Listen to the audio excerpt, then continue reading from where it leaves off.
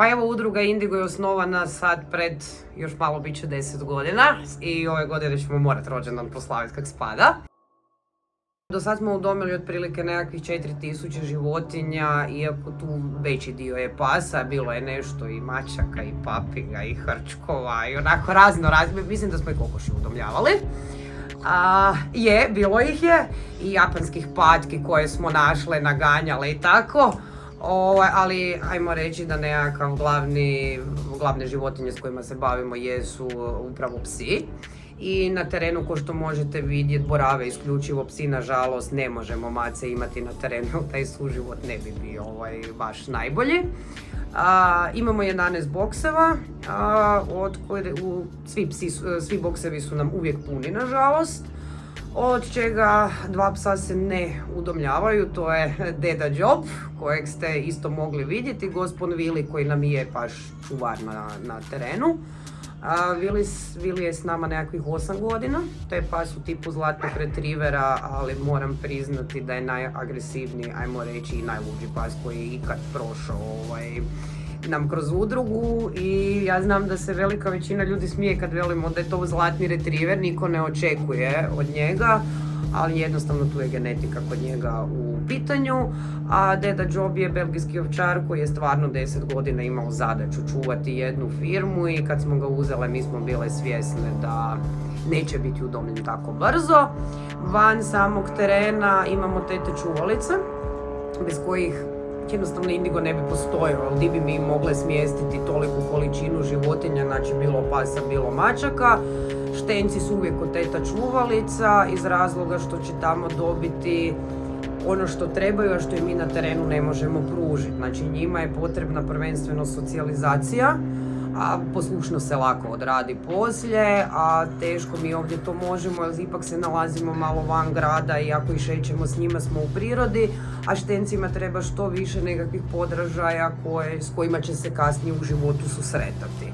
Tako da tu čuvalice odrađuju vrhunski posao, bi ja rekla, jer se peseki već polako nauče i na kućni red, i na druge pse, na te zvukove gradova, što mi realno ni ne čujemo ih. Ako ih i čujemo, ih ne doživljavamo više, a ne znamo koliko to psi doživljavaju i osjete.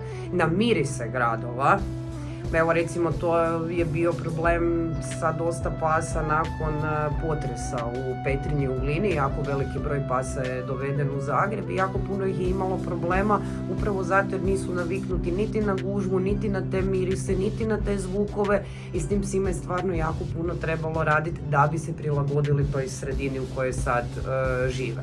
Sa štencima je naravno to puno lakše odraditi jer upijaju ko spužva, sa starijim psom malo teže, ali može se.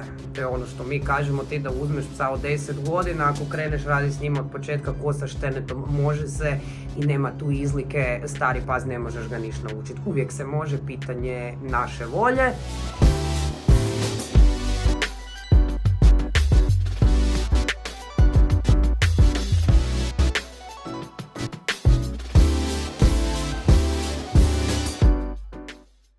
Pa evo iz tog razloga što mi jesmo u tolikom kontaktu sa vlasnicima pasa, budućim vlasnicima pasa i vidimo gdje postoji najviše problema i najviše prepreka u tom jednom sretnom suživotu između čovjeka i psa i organiziramo jako puno edukacija, pa je samim time došla i konferencija koja je najveći projekt što se tiče samog Indiga i što se tiče edukacije o psima u Hrvatskoj, ja bi se usudila reći da je.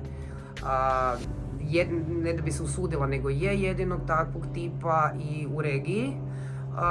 I zato nam je izuzetno drago i da polako dovlačimo ljude i iz regije na samu konferenciju. Predavači su nam već pod normalno da dolaze onak iz Srbije, Bosne, Slovenije.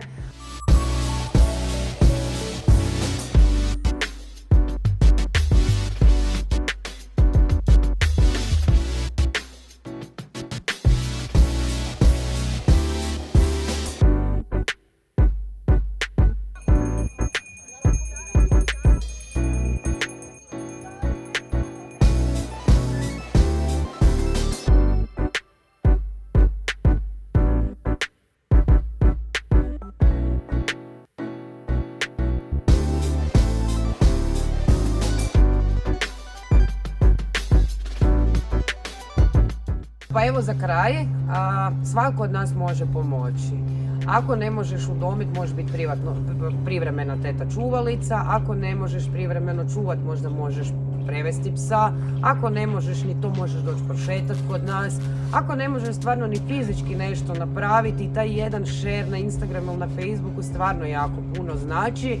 A u najgorem slučaju, ako nekog stvarno niti psi ne zanimaju, ono što mogu napraviti je da ne nanose nekakvu bol ili zao životinje.